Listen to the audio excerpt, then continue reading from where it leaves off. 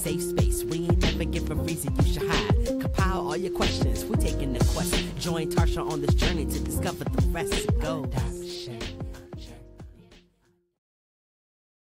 Welcome to the Adoption Journey podcast. I am your host, Tarsha Smith, and welcome back to your favorite adoption podcast. I am very excited to have Joseph in the building with me today. He's another fellow adoptee. Hey, Joseph. Hello. Thanks for having me. Absolutely. Thank you for joining us.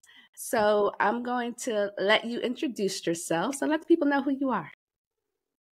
Yeah, well, my name is Joseph, Joseph Mason. I am originally from Los Angeles, California. Okay.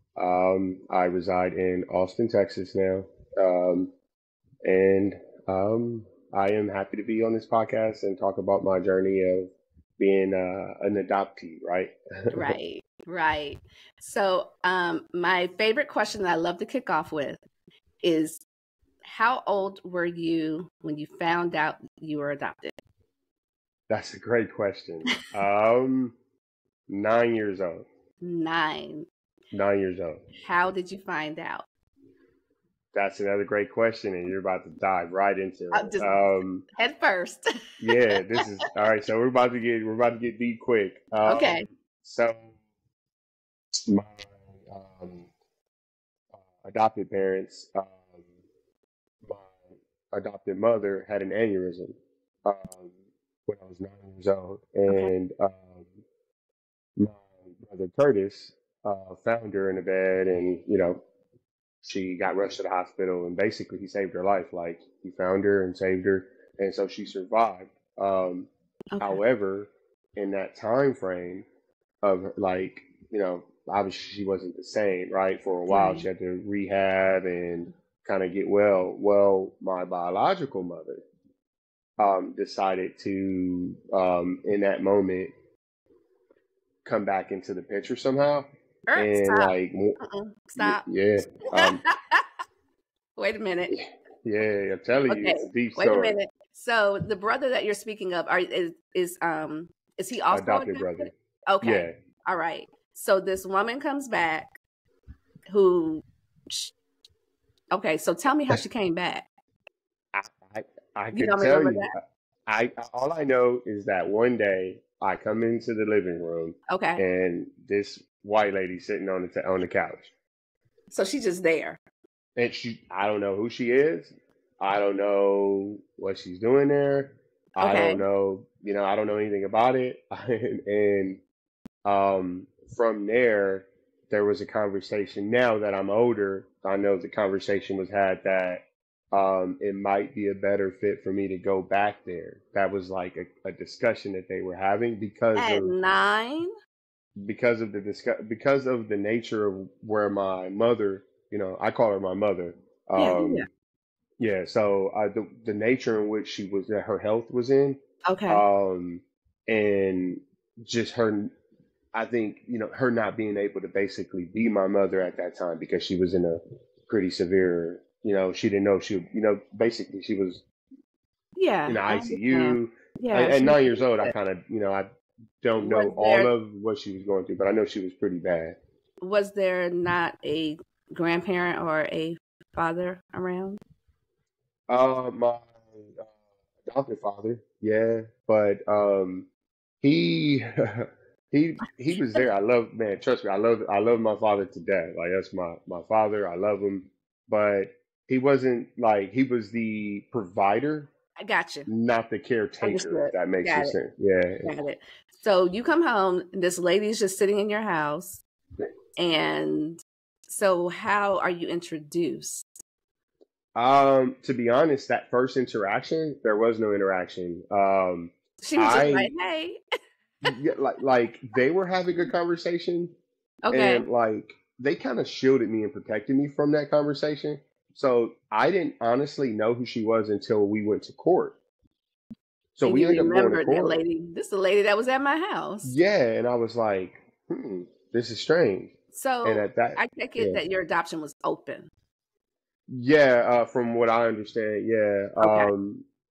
So I'm telling you, it's a deep I I don't know how far you I want to got go it. back, and I'm trying. it's deep. Yeah. Because I got to ask the questions that the Yeah, I people, love it. the inquiring minds want to know, including me. Yeah, it's Okay, deep. um, what happens in court? In court, I remember it. It's like one of those life moments. Mm. My adopted mother, my mother, she was recovering, but she wasn't fully there yet. Okay. She told me, I remember like it was yesterday. I might even tear up because she's no longer with me. But Oh, I remember her telling me, um, you know, she kind of like, that mother moment where she leans over and she looks at you and she just tells me, Joe, I'm not doing well. She's the only person on this earth I think has ever called me Joe. okay. But like she just leaned over and was like, Joe, I'm not doing well. Um, and and I was just, I'm a 9-year-old kid, and I'm just like, yes, mama. Like, what can Yeah, I help you with, mama? Like, what do you need, yeah. mama? And um, she just told me like, you might be better off here. If they ask you, you might want to say, she kind of Coach you like through that. coached me through Mm-hmm. that. And so when I was in court, I'm like, oh, I want to go over here, but I didn't know the You was significance of getting that ready to go statement. over there. Yeah, I did not know that. I did not know that whatsoever. Um, and that was probably one of the most traumatic days of my life because, like, I just remember they put me in a room with some toys and I'm Yeah, playing. Then they pull me in. I make that statement because that's what my mom told me to say. right. I come out of that. The lady that was in she's hysterical. He's just saying what they're telling him to say. He doesn't really want it, and I don't know, just dramatics. Your And biological then mom is say it saying again. My it's your biological mom, biological yeah, mom. yeah, she's like hysterical, and I'm kind of like not knowing what's going on. Right. Um, and then like to me, it was like that night packing my clothes, and then boom, I was getting into this car, and I just remember running through. So my father was a real estate broker, Okay. and in Los Angeles, he bought a duplex, but the duplexes were side by side. And Mm-hmm. so in the middle of the duplex, there was a closet, right, on one side of the house, on one house, and a closet, and they knocked that out to make it one big house. Okay. Um, and so you would be able to walk into one house, right, and then walk through the closet to get to the other house. Mm-hmm. And so I remember running, trying not to go, begging them, like, please don't go. I'll be good. I'll do this. Like, please, because I'm a 9-year-old kid, and all I knew was them, right? That's all I Right. knew was my And mom, now you my, gotta pack up and and go someplace else with strangers. yeah. And so she was a total stranger to me. And it was just, that was probably one of the most surreal moments of my life, like understanding how change can happen so fast for somebody.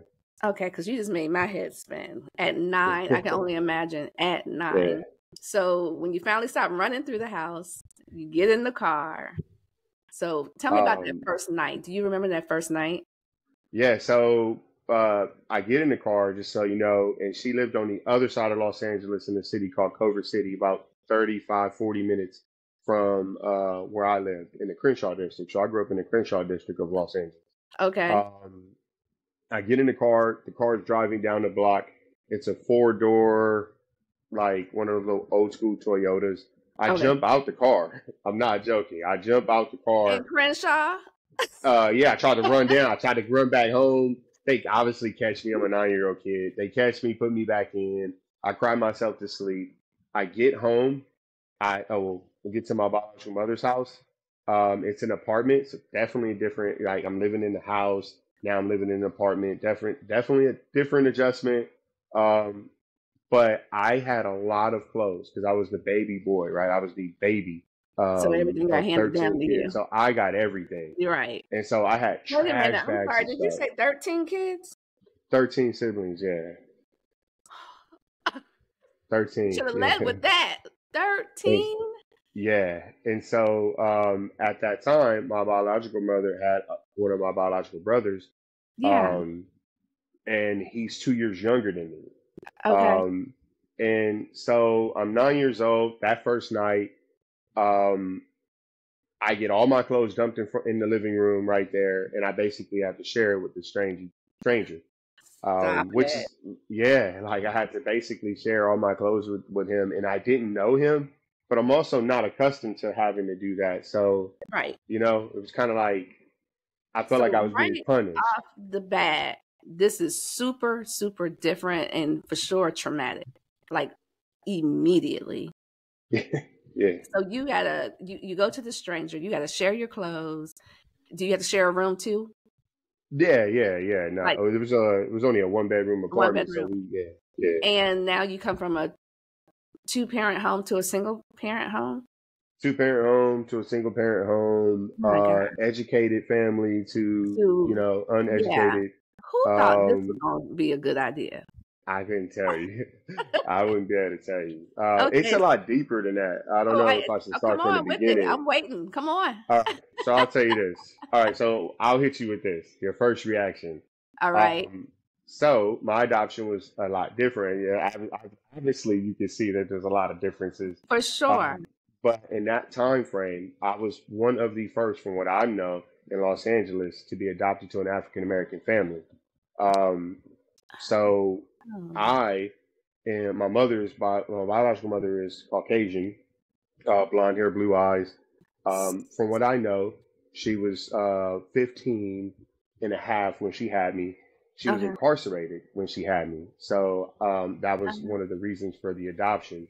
Okay. And I was born as a baby. So I was born in jail and basically adopted to an African American family. My father was in the Air Force. My mother was a registered nurse. Mm-hmm. Um, and they had already had their own children, and then they just adopted me and four other of my adopted siblings. So, um, growing up, I didn't know anything other than being African American. And that was one of the Right. biggest things for me as well. So that's why earlier in our conversation, I was like, who is this white lady? Because I wasn't Okay. raised that, yeah. So like my family didn't treat me differently, right? They treated me as their son. My sisters and brothers treated me as their sisters and brothers. Um, there's a funny story, not so funny, but I was taking a school test and I would bubble in African American on my test, and the teacher would come back and be like, erase it. And I'm not You're joking. like, And I my love sister was that. right next to me. My sister was literally right next to me. And Uh-huh. so I'm looking at her, it's like, what you bubbling in? Like, because this lady's telling me not to do this. And Yeah. so long story short, I get kicked out of the auditorium. I'm in like second grade. I get kicked out. I'm scared because anybody out there who has a African American mother, she come to your school, it ain't good. I tell you that. That part.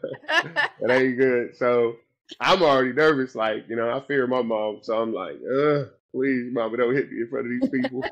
I didn't do anything wrong. They put me in the principal's office, disrupting testing, very, very serious. They call her, she come up there. I promise you, for about 35, 40 minutes, they're looking for a young African American boy by my name. And so I hear her voice and I poke my head out and she's like, Jojo, get over here. When I tell you everybody, I'll never forget that. Everybody's face was looking like, that's your son?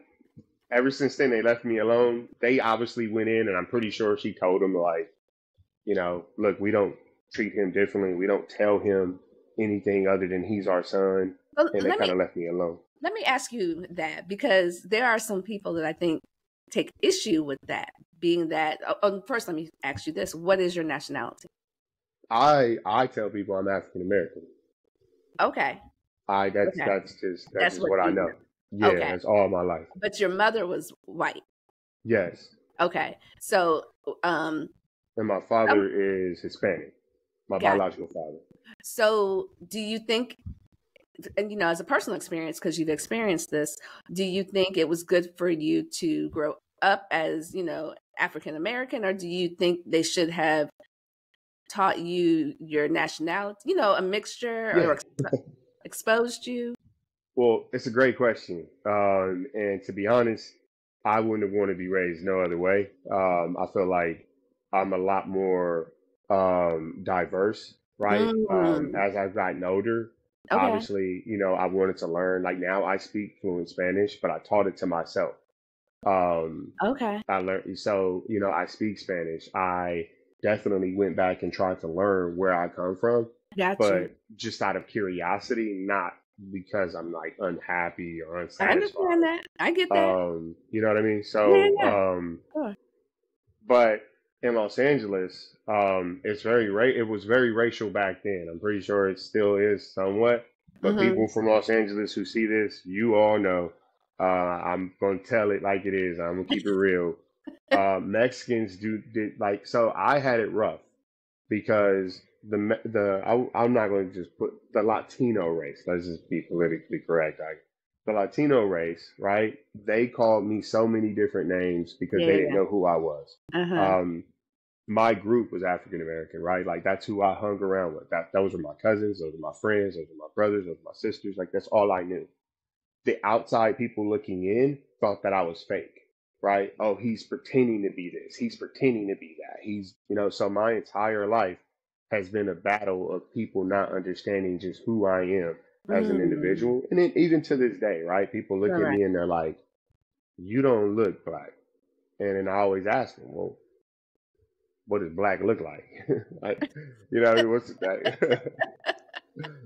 I'm sorry. I am who I am. Like, I mean, I'm not Right. going to shy away Right. from it. And then when people see my family, right? They Yeah. meet my sisters and brothers. That same office elementary school setting to this day, people are like, oh, he really is. He's not fake. Mm. That's just who he is. Yeah. And so my whole entire life, I've been trying to prove to people that I'm just a normal guy Yeah. and I'm just am who I am. But it is a battle. But I wouldn't have liked it any other way, to be honest. Okay. Okay. I love your answer. So let's get back to now we're in Crenshaw. Yeah. So I was born in jail, adopted. I felt like now looking back, I had a whole new life, right? The For sure. stereotypical Crenshaw, I Yeah. promise you, was That's not it. it's not what they portrayed it to be. My community, all black, all educated, all wealth, black owned stores, black owned everything. Like it was Okay. legit, and it was safe. The community was clean, like where I live.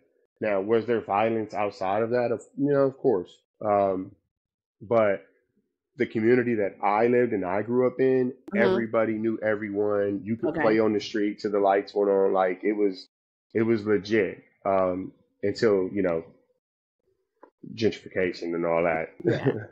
Then So, obviously things changed. so talk about what is your experience like? Like I'm just still in this 9-year-old mind, and like I can remember what it was like when I was 9. I can only imagine being displaced, and it's like So this yeah, is where great you question. But I rebelled. I rebelled. I thought that if I acted out, she this was lady sending you would send back. me back home. And Was she at so least I always nice? tell people, say it again. Was she nice? She was not. Uh, We got to remember, what to her defense, right? I'm not trying to portray her to be a bad person. To her defense, she was young still, right? She had me when she was 15, yeah. right? I'm 9, She's right? So she's in her 24. 20s. Yeah. Okay. Exactly. Yeah. And she grew up like she was in the Mexican gang, right? So we talk about the racism and see the irony Mm. there, and then so she tried to take the black out of me, and not because she was racist, but Well, just because that's that's what just she. stop Let me talking ask. like that, stop acting like that. Let me ask you this: was she aware that you were adopted by a black family until because I know she was in jail, but did she know that, or is that something she found out later? I honestly, I've never asked that. I mean, I'm pretty sure she knew. Mm-hmm. Like I said, I don't think she I think she knew because it was open and she knew who I was going to. I think she knew. She didn't think that was gonna rub off on you. I honestly don't know what she thought. To be honest, that's a great question. People have I been don't know. raising him. Like, what do you think? He's going to be himself at this point? Because Yeah, like that was my identity. right, absolutely. Yeah, like I didn't. So So did you get in um, trouble in school a lot? yeah. Did you... Well, up it. So this is the fun. This is not. This is the strange part. I lived two different lives. The first life I lived, nice kid, church going, feared my mother, listened to my mother, loved my mother. Mhm. And to this day, I have that love for her, right? Right. Rest in peace. I love her to this day. Like that's my mom. Mhm.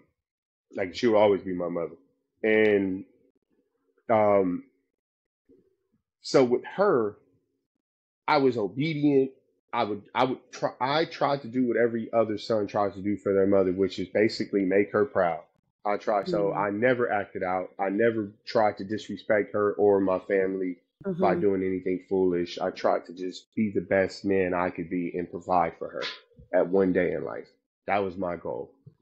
With my biological mother, when my living situation changed, yeah, I rebelled. Like I literally, like you talking about suspended every day. Oh Um, my gosh. I also went from a predominantly, so this is when I first experienced racism in a way, because I went from a predominantly black neighborhood, right? African American neighborhood, Crenshaw Mhm. district, and then I moved to Culver City. That was all Latino. And Mhm. they didn't accept me for who I was. And so the very first time I went into, so it was called Stoner Elementary. That's the name of the school. No joke. It's off of Braddock Drive, Culver City. Anybody want to look it up? Still there.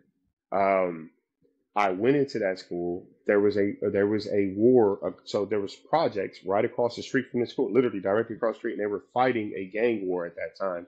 And during recess, we would have to lay on our stomachs while they were shooting. No, no joke. And I remember the very first day, um, a short Mexican kid walks up to me and was like, "Why do you talk like that?" And I had so much rage, I just punched him. Like I wanted to let the entire school know, put them all on notice. Like it's not happening the way y'all think it's about to happen. Like I'm a different breed, and I'm about to show you guys that like I'm really with it. Like and You went in on 10. yeah, yeah, like instantly, like, and so it pulled me to school. They put me into principal's office. Like, you can't do this, suspended. Obviously, I get home, I get hit with, everything. You can name it, broomstick, or anything she can put her hands on. And What I was the just kept relation rebelling. what was the relationship like with you and your brother? Because this is your biological brother now, right? Yeah, fight. Lord, we would fight. Y'all. But honestly, we grew up. So he was 2 years younger than me. Mhm. So he's 7, I'm 9. We like now we have a really good relationship, right? Like, I love my brother. And I have 5 other brothers, um, besides him, and I love each and every one of them. Some of them I don't have a great relationship with as others. Um, and that's just because you will know when we get to that part of the story, you will see why I don't have a relationship with a lot of them. Okay. Um, but yeah, our relationship with me and him, like any other brother relationship Okay. where, you'll fight, you'll make up and go play, Okay. we So end up bonding. sibling We ended up sibling bonding. stuff. Yeah, Okay. sibling Okay. rivalry. All Yeah. right. All right. All right. So we in Crenshaw, we at this house, we rebelling, we punching people at school. Yeah, yeah. Well, we in Culver City now. I We mean, left Culver City. Crenshaw. Yeah, Yeah, yeah. Culver We in City, Culver Culver City. City. Yeah. All right. So take me on around the corner. So, my life was like that from 9 to about sixth grade. So from 9 to about 12, 9 to So 11, you 12. had created a name for yourself at this point, Yeah, yeah, yeah, yeah. for Definitely. sure. Like people didn't mess with me. If I wasn't fighting, I was playing sports. I've always been big in sports. I've always played sports my entire life. So it was just one of those things where if I wasn't fighting, I was playing sports. I had a Belizean teacher. This is my first time, right? Because remember, I'm naive. I was in fifth grade, so I'm 10 years old. My foster brother Michael, so my adopted brother Michael, he passes away abruptly. He was the one that I looked up to. The first Mm, devastating loss that I've ever took, and the school mm. told me about it. He died coming out of a bowling alley, and everyone says he had an aneurysm as well. Like he just happened to have an aneurysm, and he was my mother's biological son. Oh, wow. And my mother, I call her my mom, Mhm, my mhm. adopted mother. But yeah, my mother's biological son. So he passed away um, abruptly. and this Belizean teacher. I thought she was black, but she was Belizean. Uh-huh. And so she was helping me kind of cope through it. And then Okay. she kind of like stirred me a little bit. She changed. It's funny how like sometimes influential people come in your life at certain points. And so I'm rebelling. And I latched on to her because she was the only like African American person in that area. Okay. And she was so influential. Like to this day, I'm very good at my math because of her. Because Very of good at her. it. And she kind of like helped me transition. So I started to calm down going into middle school, Okay. right? Like Okay. fifth grade to sixth grade, I started to like slow down with the rebelling. But the situation with me and my biological mother didn't improve. I just kind of like, let me start living my life, so So to speak. so I have a question about that relationship. So I know you're being rebellious and is it more of a racial thing with her while you guys could just never seem to get on the same page, or what was that? Yeah, that's a good question. It was more of her not accepting the fact that I don't see her as my mother. Ah, okay. That's really what it was. It Okay. wasn't racial. It was just the fact that you don't call me mom. And to this day, I don't call her mom, right? I had talked to Okay. her, but I call her by her name. But even she knows. Like when my mother died, she even told my brother, like, trust me, that dude's going through it because I knew he loved her way more than he'll ever love me. And it's nothing against Oh, her. It's just, it's right, always been the thing. right. But it's very different to hear someone actually verbalize that they truly feel like that, Uh, and for her to it's act out, and I'm sure as a kid you didn't realize what that was, but she was acting out because hmm she wanted to be your mom, like hmm your mom, and she had to understand like you've been someplace else for 9 years, like So it's funny you said that because like even my biological brothers, they still don't understand it. I have a younger brother who's like, I don't know why you and mom's relationship is like this, and I'm like, well, I mean, and there's a lot to the story still, right? all And you will right, see the full picture. I'm all telling right, you, I all have right, not even so blown come your on with mind yet. it, come on I with have it, not blown I'm your mind ready, yet. come on. Sixth grade, they stopped accepting Section 8 in the Okay. apartment complex we lived in, Uh-huh. right? So government rental assistance, Yeah. they stopped accepting it. We're getting evicted. Um, Mm. so now she has to find a new living situation for me and my other three brothers now. Right. Um, and so it's me and three other boys now living in the house. And so she goes, so now we're going back to Los Angeles, not Culver City. It's okay. Okay. Can you see me? Mm-hmm. Sorry about that. That's All right. okay. Edit it out. So so she's transitioning back, right? But I don't go with her because Oh, well, where do you go? I'm staying with a random family, a boy named Kyle and his mom. She takes my little brothers and she goes to Los Angeles. She goes to the east side of Los Angeles now. Well, why do So you past not go with Crenshaw. her? I was going to a middle school called Palms Middle School, and I Okay. just stayed with them while I was going to that middle school for, I want to say, a month or two. You're good with this? You I was wanted to good with stay? it. I was good with not being with her, trust me. Gotcha. Like, so it didn't really matter to me, right? So she left me there, went over there, and then eventually I transitioned over to where they were living at. Like, I want to say 2, 3 months later, I ended up going over with them. And then I ended up transitioning back to Los Angeles, but it wasn't Crenshaw. It was the east side of Los Angeles, which is a little further from Crenshaw, probably like Hmm. 20 minutes, 25 minutes. But I was back in LA, back in Los Angeles. Um, so now I'm back amongst, you know, my normal setting. Like there's, a large African American base, but there's also a large Latino Hmm. base. But now I can start like maneuvering around. Um, but our relationship was still not tight. So we would argue a lot, and then eventually she just kicked me out. Like she was like, "I can't do this no more," and literally kicked me out. And so How old were you? at that point, I was 12. She kicked you out at 12? Yeah, kick me out. Like kick me Where out. were you going at 12? I just, at that moment, and I always joke around with it, but like 12 years old in LA, you're very wild. I mean, obviously I'm a kid. I just remember like taking my stuff, like a backpack and some shoes, and just started trying to walk back to my mother's house, right? My home that I knew in the Crenshaw district. At So 12? yeah, Oh on my foot. Lord. On Um, foot.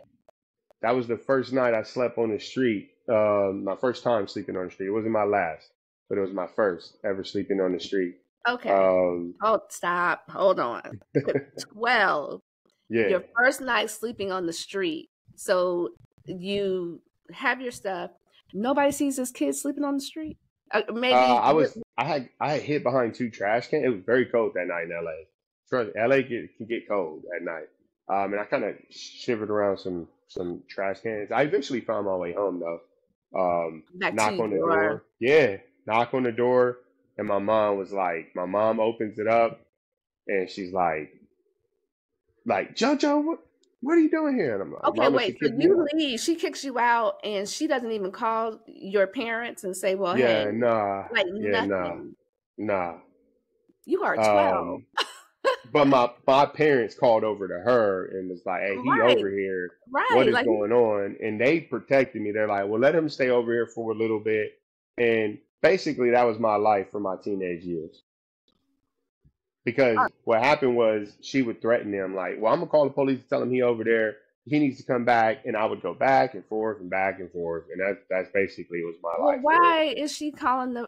So she kicks you out. You make your way over real. there, and then now she's threatening because you need to come home and stop tripping. She Basically, would call down. She would calm down after a couple of days. My mother would be like, "JoJo, just go back over there, keep the peace. We'll see you on the weekends." And it just been like that. It was just like that my entire, I don't know, like honestly until ninth grade. So six, seven, eight, the beginning of ninth grade. middle school, and you just going back and forth. Yeah, yeah. There was times where I would be And what do where you my mean mother this would is drop not me the off. first time you slept on? I mean, not the last time you would sleep on the street. Yeah, because that's what Or would are we continue to there be yet? happening. Yeah, so that's what would continue to be happening, right? I would go back, everything would be good for a couple months. She would She'd kick kick you me out out. again. It would take me a while. I didn't have no money, so I got to walk all the way to the How long Crenshaw was this district. walk? For me, it took me like a day. Sometimes, I mean, as I started to get older and stronger and faster, and obviously I get there at nightfall, but as a kid, not knowing at first where you're You going, can't call nobody from a payphone because I think we're still at I ain't had no payphone money. at this Yeah. point. And I was, and yeah, I didn't know how to to be honest, naive, and I didn't really know how to use a phone, I um, I'm just stuff wondering. like I'm that. just thinking as a parent, if they know this back and forth is going on, did your parents never say, "Hey, instead of walking here"?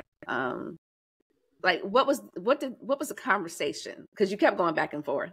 Well, eventually, I ended up living with them again, so that's why me and my other Thank God. brothers, yeah. So eventually, I ended up staying with them for that was it forever. That was Like, it. yeah, like So I ended up. So that's why some of my brothers and I don't have the relationship that some of them do have with me because I was there in some of their lives, and the other younger brothers, I wasn't there. I just disappeared.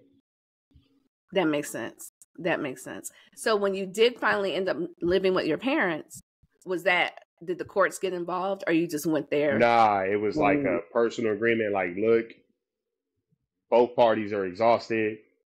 right, Like, let him. He's old enough now. He's right. 15. Let him make a decision. And You were sleeping on the and then street. I was like, yeah, I'm over here. My youngest is 13 right now. I couldn't even imagine him sleeping Yeah, on. it was tough. I think a lot of that molds you though. For me, I mean, obviously, I wouldn't Oh, want it for nobody, absolutely. but it molds you into who you are today. Um, right, and kind of like in hard times, it showed me who, obviously, like I knew how to get home, right? No direction, but I made it home, right? So like in my heart, I know where home is, and to this day, that's my home. I love that. All right, we in high school now. I'm almost afraid to ask. Yeah. So at this point in time, I've developed a personality. I am a freshman in high school. I'm actually playing football, doing really well, Okay. and made a very poor decision. Very poor decision. I get into a car. I'm living with my parents again, and they Mm-hmm. live in the Crenshaw district, right? But I am going to school on the east side where my biological mother lives because Okay. that's where I have to go to school, right? And my mother would gave me bus fare to get home, right? Mm-hmm. Get on the bus, take your tail home. And one day I'm at a bus stop. Some guys pull up, kind of know them, but don't know them. Like we're not like super friends, but But like I yeah, know them. get it. I know And them, they're but I don't like, know you. yeah, I get and it. they're like, hey, you don't want to you want to ride over? They knew where I lived at. You want to ride over there? We're about to go over there. And I'm like, I can save this money and buy myself something later, right? Instead of using it on the Mm-hmm. bus. So I get in the car. Long story short, that car is stolen. They just committed a robbery, and Why are you um, picking up people in the hot car? and so basically, I end up that car is we end up getting in a high speed chase in Los Angeles. The car crashes into a tree. Um, I jump out the car scared. I'm not hurt. The guy in the back is hurt. The guy in the drive, the airbags bust into dust, like Yeah. dust. Um, and I jump out, run. Like I'm scared. I run. And like 2 blocks down, I get surrounded. Before I can take a knee, I'm tackled, beaten up a little bit, because obviously they're mad. And, Yeah, because it's they chased you. LAPD. Yeah, yeah, yeah. Yeah. And so they take me into custody. Um, and that's where my other journey started to begin. Um, so obviously now my high school career is over, not doing that. Um, I end up basically going to trial, like not guilty. But the two boys in the car blamed everything on me. That's And why they picked you up. yeah, Okay. and so me being naive and growing up in LA, and don't snitch and just keep your mouth closed, and just You took it. um I end up just like saying, hey, I'm not guilty. I don't know what they talking about. I'm not guilty. Like I know Right. that. I don't know what they saying. I don't know what's going on. And then eventually, basically, yeah, I took it all. What happened was, and this what messed me up was it was in the school district, right? And there was a gun in the car. So all Oh that my doubles when gosh. you're You in got all yeah, that? all that doubles in the school district. Yeah, because yeah, all that is times 10 now. No. And I was good though. Like I was fighting it. I fought it for a year, and I just remember, they painted a monster of me. And I remember my mother being in the courtroom in the back. She just gave me a smile, like a smile, like, just go, like you made a mistake, but gave me that mother smile, right? Like that mother smile, like, I still love you and I know you're not a bad guy. And then in California, they tried to try me as an adult, which I wouldn't have gotten out until I was like, they just tried to tell me like 30 years. And because they were trying me as an adult in Okay. California because I was 16 at the time. So Okay. 16 and up, they can try you as an adult. And basically, after fighting it, I took a deal, and they gave me like 3 years and a felony strike. And so in California, obviously I don't know any better, but 2 more strikes, you get life in prison. They take me to the back, they fingerprint me, tell me this is for the FBI database. Um, and then I just, like, everything sunk in. Like, I just felt like, dang, like my life is over. 16 years old, one So did mistake. yeah. Oof. I had a So public defender, so um, didn't have money for a lawyer, so like, and he didn't help me. Like so high he school is over with at this point. yeah. High school's over. Done. Yeah, that's done.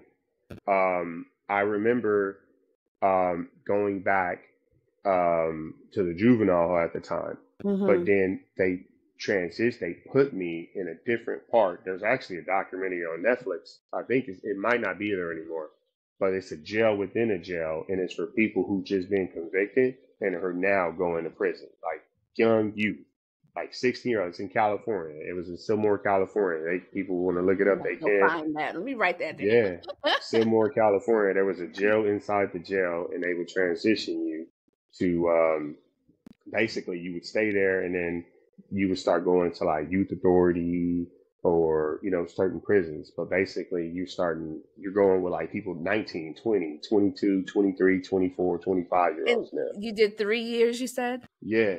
So 16 to 19. Yep. Straight. Got out. Now, so now, okay, you get out. I went to school in there, so I got out.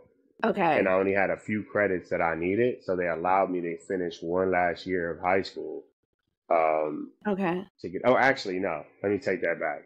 I did 2 years and one last year on probation, so good behavior. And I was able, because I was going to school and I was getting like certain accolades in there. I didn't let that define me, right? So I just kind of like. I love that. Please say that one more time. Say that. Oh yeah, I didn't let it define me. Yeah, I just didn't. Like I didn't let that be. I didn't want that to be my narrative. That's my identity. That's not who I am, for sure. Yeah, and so I was able to do one last year of high school, but to take it back, I get convicted. They take me back. I run into this football coach, and there's a movie. People can look it up. It's not a joke. The Gridiron Gang. The Rock was in it. I ran into the dude before that movie ever existed. I ran into that dude and I tried out for him. And I wanted to go to that camp called Camp Cleopatra. I wanted to go to that camp and I was going to play sports for this dude. I tried out for him. He liked everything about me. And then I end up, he opened up my file and it said HRO. Big red, like big 3 letters, biggest letters I've ever seen in my life. And it stood for high risk offender. And he closed it and was like, sorry, man, they won't let me take you even if I wanted to. Like it was done. Like there was nothing he was going to be able to do for me. And then like, obviously that was hung up. Like I was done after that. Like, so I thought it was funny because when that movie came out, I'm like, I lived that life before it even happened. Like I know exactly what this dude's talking about. But no, but yeah. So but I just kind of like focused. Yeah. Okay. So where are we at? So when you get out, where are we at with your parents? I get to my parents. I go. My birth mom is long gone. Long gone. I don't know where she's at. To be honest, I get out. I go try to look for her. Right at the house. Yeah. They're gone. I got no notice. I don't know where they live. I don't know where they're going. I don't even never heard from her the whole time you were locked up. I haven't heard anything. So I go back to my house and I'm like, Mama, I went over there. Ain't nobody there. like, what do you mean ain't nobody there? Like, it's a vacant house. I asked the people in the front if they knew anything. They didn't know anything. In that time, that neighborhood was a very Hispanic based. So they spoke Spanish, and they really didn't understand me anyway. And I didn't know how to speak Spanish at the time, so trying to communicate, I'm like, it's all good. I can see through the windows. Ain't nobody they're here. Not there. Yeah. So, I go back. I finish school, right? Get my high school diploma, and I start to try to apply for jobs in Los Angeles. But I have a record. Right. And that did not go away. Although I'm trying to change my life, that didn't go away. And I felt the lowest of the lowest because I applied to go to the Army. And I remember sitting down, young kid, eating McDonald's in the Crenshaw. It's the Baldwin Hill Plaza. Anybody in LA who sees this, Baldwin Hill Plaza, sitting down in there, eating a burger, talking about going to the Army. Yeah. And I remember he asked me, like, because I'm in top shape, I'm ready to go. He's like, why you so ready, man? Like, most people, I got to get, why are you so ready? But he didn't understand I have nothing. Like, I have nothing. Like, trust me, like I have nothing. So, he asked me, I did I think it's called the ASVAB test or something like that. It's Yeah. like a test they make you do on a computer. Uh-huh. Take the test. He asked me one last time, and I was like, look, I'm just trying to like get some experience and get out of here, just kind of get out of here. Give him some generic response. He's like, you got a record? And I was like, I do, but it's in the process of being sealed. I'm in the process of sealing that because I have been in trouble. I got my high school diploma, so I'm going back to court fighting it now that I'm more educated and I'm more aware. I'm going back and kind of trying to get that sealed. And he's like, nah, this is the government. It's a gun charge. They're not accepting you, man. Sorry. And I just kind of remember leaving there very depleted, like, Yeah, like I not can't even get a break. not even the army want me. I'm trying to go to war, man. Come on, Right. not even the army. So what did And you do? so I applied to be a janitor at Walmart. They didn't want me. I just felt low. But on that, so I'm telling you, that community that I lived on, right? Right. I would wash. So his name is Mr. Jones. He's no longer with us. That man gave me an opportunity. He would have me start off washing. He had big boats. I'm talking about very big ocean boats. I would wash those boats, wash his truck. He would take me he owned a bunch of semi-trailers, like semi-trucks. I would go wash those, and he would pay me consistently. Mm-hmm. And then eventually I met, the mother of my daughters, now my wife. I met her, Mm-hmm. and she's in Texas. Like she's from Los Angeles. She moved to Texas during that, Yeah. that housing where everything was cheap and everybody's selling. And she was just like, you ain't got nothing going on in LA. Come on over to Texas and just see how you like it. And we started having that conversation. And so I had enough money. And so Okay. I basically was like, yeah, I'll go check it out, but I had no intention to stay. Like, Okay.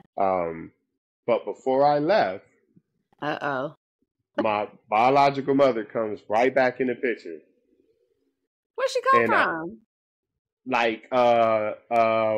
social media. That's when social media started to come. So she found you like that. MySpace. And it was just by chance. It was just by chance because I didn't own a computer, and I didn't own a computer. The neighbor in front of me had a computer. I was over his house because I would help his dad I was doing side gigs trying to make money, and I would help his dad DJ on the weekends sometimes. Okay. And so I was just over there, and I seen when he was on the computer, and I'm like, "What you doing, man?" Because in that time, I'm not computer savvy. Like Yeah. I have nothing to do He with was like, that. MySpace, I'm gonna be one of Tom's friends. Yeah, he's like, and so he's like, yeah, I can create you a profile real quick. And I was like, everybody's on this right now, and like a part of That's me not. wanted to see where she was, right? So I Okay. was like, well, I'm pretty sure if I get on this and they type my name, they'll find me, let me create it. And that's how it kind of happened. Okay. Like I created So it. where I need the backstory. Where was she? Especially when She you were moved locked to, up. she ended up moving out of there because my younger brother witnessed the murder. And he was young. Yeah, LA was bad at that time. Oh my gosh. Like he literally witnessed someone get shot in the head and die in the street. Like he was there to see the dude take his last breath. Like, Oh, and it how was just traumatic. bad. Yeah, it was Yeah. very bad. And at that time, LA, it was the worst of the worst. Like I'm talking, like that era, it was just bad. Right. And she wanted to protect him and take them out, right? She's more mature now. She's a mother. She wants to protect them and get them out. So she took them all the way out of LA. She took them to a place called 29 Palms, which is like basically maybe 2-3 hours from Vegas, like at the edge of California, like in the desert. Yeah, all the way. There ain't nothing there but a marine town. It's a marine base, and that's all that's there. Like ain't nothing else there but dirt and marine base. So when she found you, did she contact you on MySpace, or did she just show up to where? Okay. No, MySpace. And I told her like, hey, I'm going to Texas. And she was like, well, before you leave, you should come over here and say bye to your brothers. So I went, Mm-hmm. and I don't know if she thought I was joking, but I flew out of Palm Springs to Texas, and I never looked back. But when I was there, she was on the phone. I remember she was on the phone with someone, and she was like, "He's doing the dishes. I think he's trying to make it look like, he's changed, so I could, like, so he can stay." And in my head, I'm like, "Lady, I ain't trying to stay here. Like, I'm not staying here. I'm So, only doing the dishes because that's just how I was raised." right. And like, why would you have that kind of conversation? I don't know. That's just But that just that's yeah. just That's just who she was. weird. That's just how she was. So So yeah, I ended up flying out a couple days later. you flew out to Texas. Now Hmm. I know you're grown at this point, and but you still have this relationship with your parents. Hmm. You keep in contact with your birth mother, or it's just kind of like, all right, I saw you. Sometimes we don't talk like that now. Like, not like a mother and son would talk. No. Right. Um, I left out some important. So when I was my Stop last year in leaving out the jail, tea. I'm sorry. So my last year in jail, my father died. Um, Oh, okay. and so that's like one of the biggest things that ever, like, I felt very horrible because, like, I missed a lot of the years that I would have wanted to have with him. Mm, And he was very influential in my life, very good man. And yeah, so he passed away, and I didn't really get the chance to um, have those moments. mm-hmm. Um, and then when I got out and trying to do my thing, trying to find my life, trying to find my way, um, my mother still lived in LA, but my father had passed. So Right. my mother still lives there with my siblings, and it's a couple siblings at this point because everybody's grown. I got like two sisters that live there with her, and one brother. That was it. Um, and so when I moved to Texas, I would talk to her every day. Like my mom, like I would talk to her every day, send And her that's what you money, do. Yeah. um, all that. Yeah, like she ended up getting diagnosed with breast cancer um, right before I left, and so I'm still older, but like naive to like the fact that like she was ill. Um, but I, made sure she was taken care of, and like she got through that, like, thank Mm-hmm. God, and lived a very long life afterwards. Um, but yeah, I stayed in contact with her throughout our relationship had never broken or wavered. Okay. So when you got to Texas, was it difficult for you? Because remember, like you Not said, difficult. you couldn't even get the janitor's job, and So that's the weird thing, right? I don't know why it happened this way, but when I got to Texas, mm-hmm. my brother Shelton called me and was like, "JoJo, where you at?" I'm like, "I'm in Texas." What do you mean? Where am I at? He's like, um, "Food for Less calling you now," which is a grocery store in LA. They're calling you, seeing if you want to work there. Walmart calling. I'm like, "Man, tell them it is too late." Because I had already got a job over here. So before I left, uh, leaving out some of the tea, I was able to go back to court and seal my record. I was able to seal Ah, it. And okay. so this is the only thing though. With that being sealed, and that's why I'm able to change my life and actually have a career now. Okay. And because from what they explained to me, is that if this is what they explained to me, if I ever do anything in my life, it could reopen. So it's not like permanently sealed. It would Right. reopen, and it would Get be in like I trouble never. again, like Yeah, it you. would be like it was there yesterday. And obviously, I've never been in trouble. Like, it's been years. Right. Right. Right. I definitely killed that stereotype. Um, but to federal agencies, they can see it. So like the military, they can Yeah. still see it. The FBI, they can still see it. Local law enforcement and local, like just local, like basic background checks, that's not coming up. Okay. Okay. So it's That's kind right. of weird how they have it, but that's just what So, they told me. And I know it's factual because one time it happened to me where um I don't know how, like, so when I first came here, something happened to which, like, I was still in the process of probation, and they made me go back to finish everything there. And that's when I was able to seal everything and get it fixed. But within that process, one of the Texas Rangers here who got me pulled me in. I thought I was like going to an interview or something, like to a job that I already had. And that's where they got me at. And was like, you just got to go back. You're not in trouble. We're not arresting you. You just got to go back. And I was like, but how did y'all know? And they were like, well, we can see it, but local agencies can't see it. And I was like, oh, okay. I don't know. And then, I want to ask you a question before, because I know you're in Texas now, mm-hmm. and I'm listening to your highs and your lows, and you're being rebellious. And the one thing that's staying in my mind the most is that moment at 9 that day. Do you feel like that shaped you moving forward? That trauma? Yeah, definitely, because it was the last time I've ever experienced trauma, and so I knew how to face it. I knew how to get through it.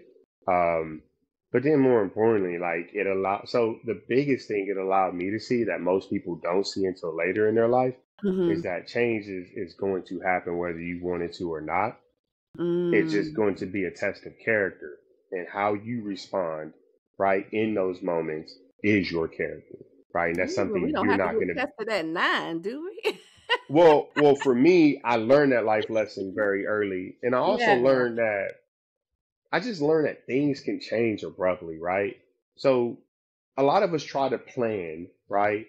So I don't want to get too deep on you, but a lot of us try to plan for something that we don't have control over. You know what I mean? Like, how do I, so sometimes you got to take those punches. Yeah. Right? But we try to prevent ourselves from taking them and take them anyway. Like, so I, like, in that moment, definitely 9 years old, the most traumatic moment of my life, right? Definitely scarred in my brain, like, definitely understand, the feeling and just the shock of everything. And your world blows up in front of you right then and there. Like, so many questions, right? Like, wait, I thought I was one of you. Like, I thought you know what I mean? Like, I thought we was family. And then having to go through life having to prove who you are over and over and over and over again. Like, why do you talk that way? Why do you act that way? Why are you trying to be like that? Stereotypical movies come out like Malibu's Most Wanted, right? And now, oh, he trying to be like him, and it's like, no, I'm not trying to be like that dude whatsoever. Like, I don't even know what he's doing. But that's not how, like, all of those things.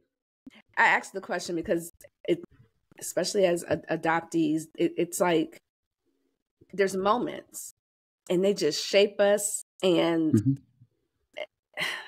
but that at 9, that is just like, you find out you're adopted, you find out mom is actually white, you get into this situation like totally different than what it was. It's just so I want to know, okay, so you get over to Texas. Is life good once we get to Texas? Are we smooth sailing yet?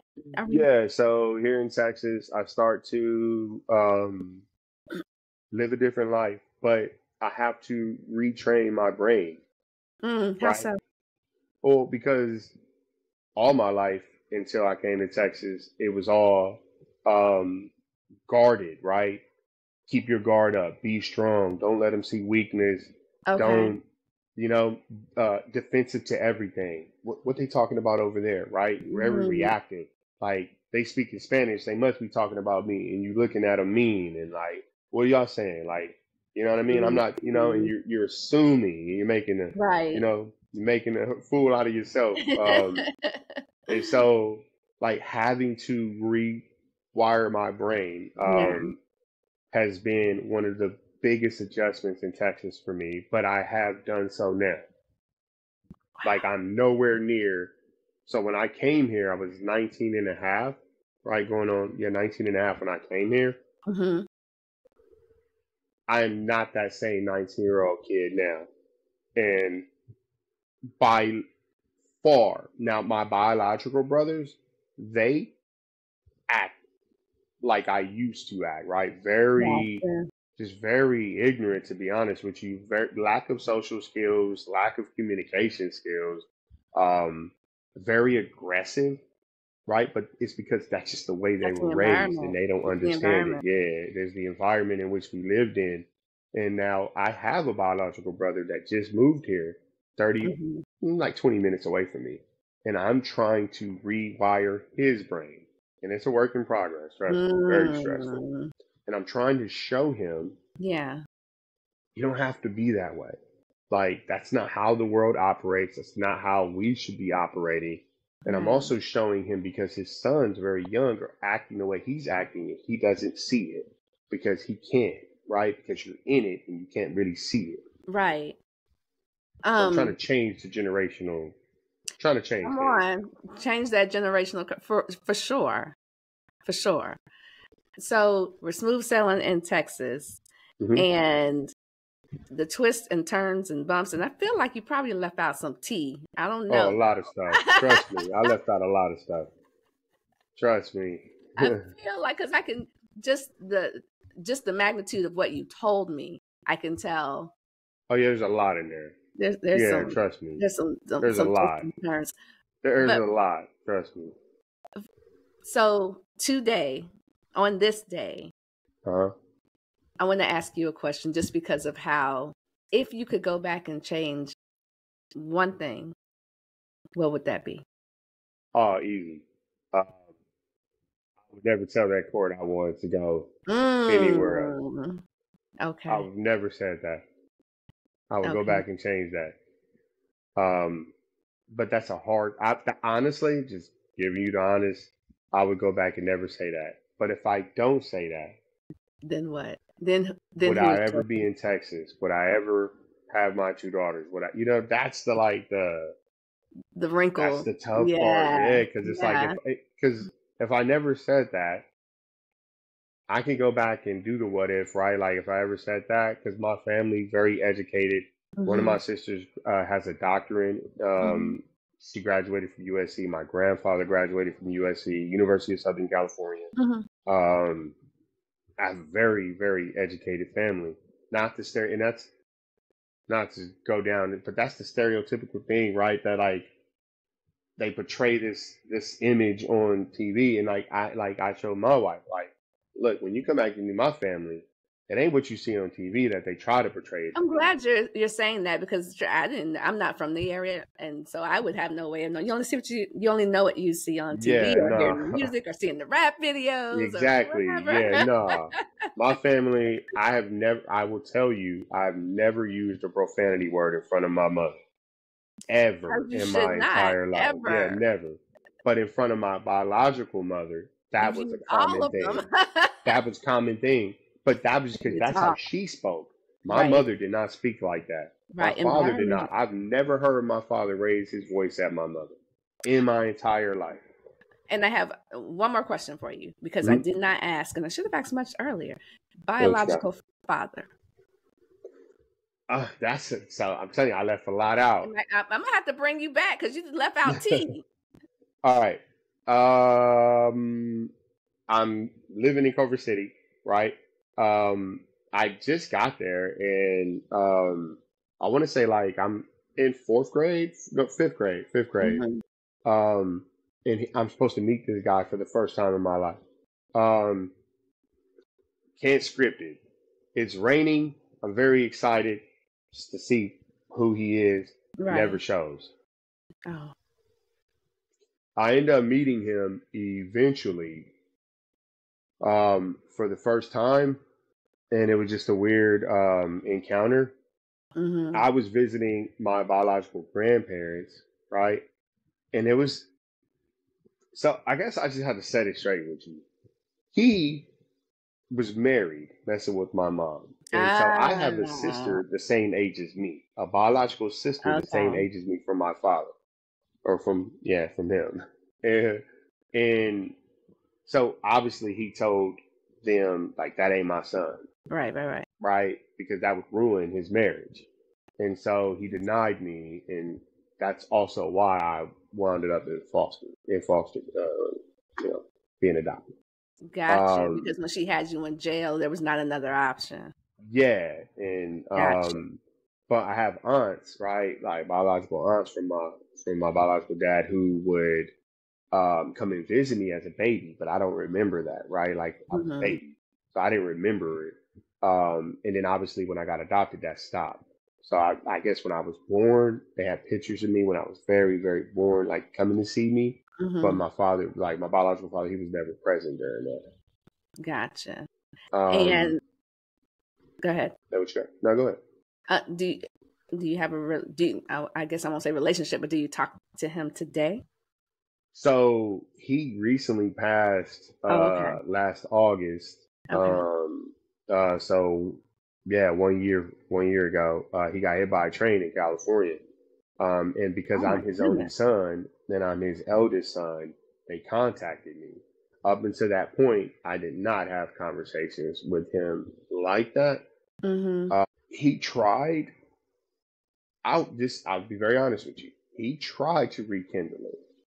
And Mm-hmm. my hatred for that man didn't allow it to be. And when he passed, Mm. I regretted it. I'm not gonna lie to you. When he passed, I regretted it because I didn't have to treat him that way, right? Mm-hmm. And obviously, I wanted closure. And when he passed, I took it not the way most people would expect, right? Because I knew at that point I couldn't get the closure Get the that I closure. wanted, and because he's no longer here, and so um, all of that I just kind of let out when he passed. Like, let me just get it out. Yeah. Um, and I'm like now I'm like I never hated him, nor have I ever like resented him. I just didn't like the fact that like now that I'm grown, you're trying to be a father. If that makes sense, and it's like I don't need you no more. Like Mm. Was he it's trying to be a father, or was he just trying to have a relationship? yeah, he was trying to be a father because Okay. he was trying to tell me to do things, right? Like, oh, you're making really good money, manage your money. Like and it's like you don't have that right to tell me to do these things.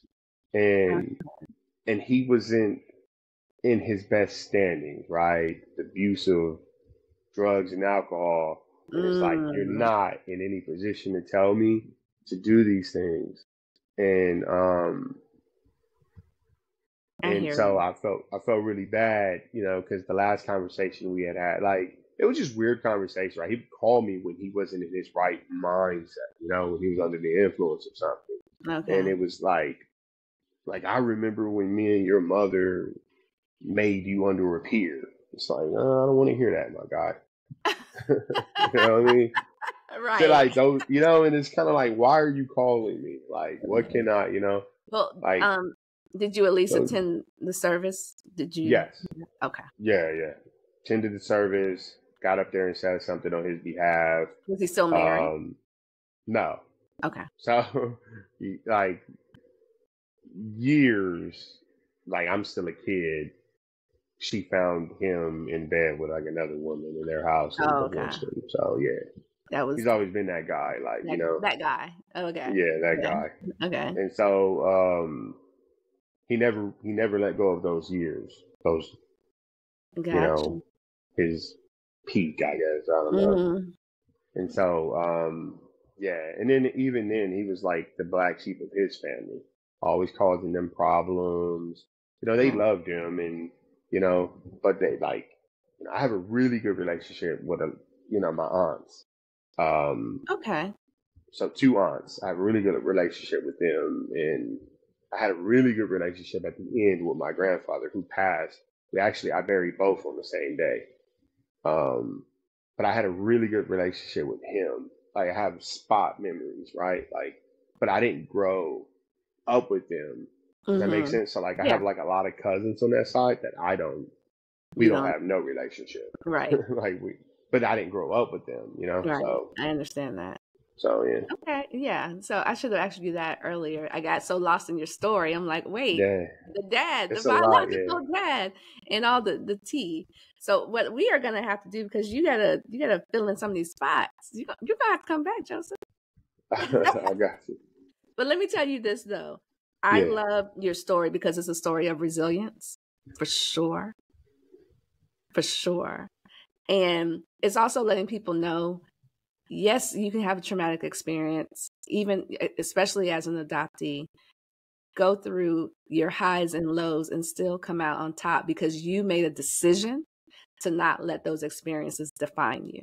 And that is where people mess up. They make the decision that woe is me and oh my God, look at everything I went through and this is why I am where I am. And you have clearly made the decision to do something different and I applaud you. Oh, I appreciate it. For sure.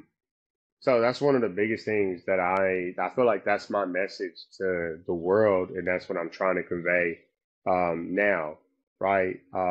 Especially to the youth, because there's a lot of analytics behind things, right? So there's a lot of numbers being ran, and there's a lot of things that are said, right? So, like for instance, people can go do their own research on it, but statistically, I'm not supposed to be here, right? With everything that I've,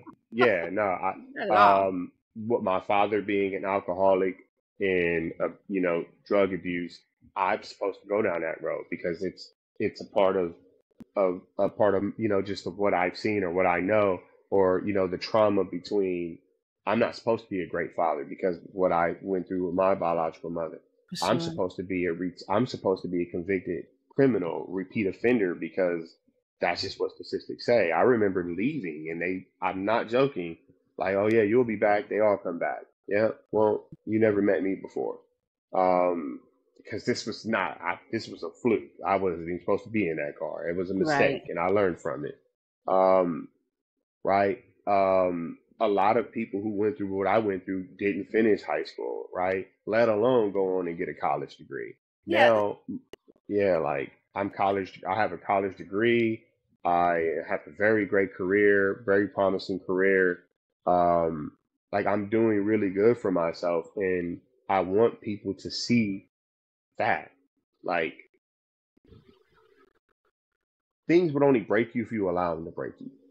For sure. For sure. Does that make and sense? It's a decision. It is it's always a choice. It's a choice. You can get dealt. Sorry, go ahead. No. I was just going to say, you can get dealt the worst hand in life. And your parents can do this, your parents can be that, your parents can be this. And like you said, those stats say you're supposed to do all the same things. But if you make a decision and you are the epitome of that. And I love what you said, that you want the youth to know. Yeah, especially the youth. Especially the youth. So because I like that. I was just gonna say we can end on your message. Like what you said was amazing. Like last thing I would say to people just to end it is, right, like that's the beauty of life. That's what God has given us, right? The ability to choose and have free will. I think that's the biggest message, right? Don't forget that there's power in being yourself. Don't be influenced by what people have to say or the false narratives that are created. Just be you, because there's power in being you. There's only one of one, right? Like there's never going to be another Joseph Mason in this world. My daughters might resemble me, but there'll never be another me, right? And I was made in the image of my creator, which is nothing but great, right? I was made in the image of greatness. And so that's why I am here today, because I have that belief. I know that I'm one of one, right? Just as everyone else out there is one of one. There's power of you, right? Be you. Don't try to be nothing else. So I've never let other people diminish my light, right? People tried to say that I wasn't this or I wasn't that or I'm faking this. And I stayed true to who I was. And all the fake people fell off. And I stayed true to who I am. I can tell you right now, everything I went through, I'm not perfect, right? Like I don't go out. I have trust issues, right? Because I don't trust people anymore. So I have a handful of people that on my fingertips that I just small circle, and that's fine. Yeah. And so, but I work every day to be better than I was last, and it's the power of being me, right? The power just of doing the little things for me. I'll end it on that. That's it. Oh my gosh. Thank you so much for coming on the show. Your Yeah, of course. Thanks story for having me. is, whew, and I keep saying, I know you left out some tea, but even even with that, this is a story of resilience, and I appreciate you so much. I appreciate you for having me. Thank you. Absolutely. And on that note, I'll see you next week, family. Safe space, we ain't never give a reason you should hide. Compile all your questions, we're taking the quest. Join Tarsha on this journey to discover the rest. Go. Journey on. You need a pie with the good. Oh yeah, what the one? Journey on. You need a pie with the good. Oh yeah, what the one?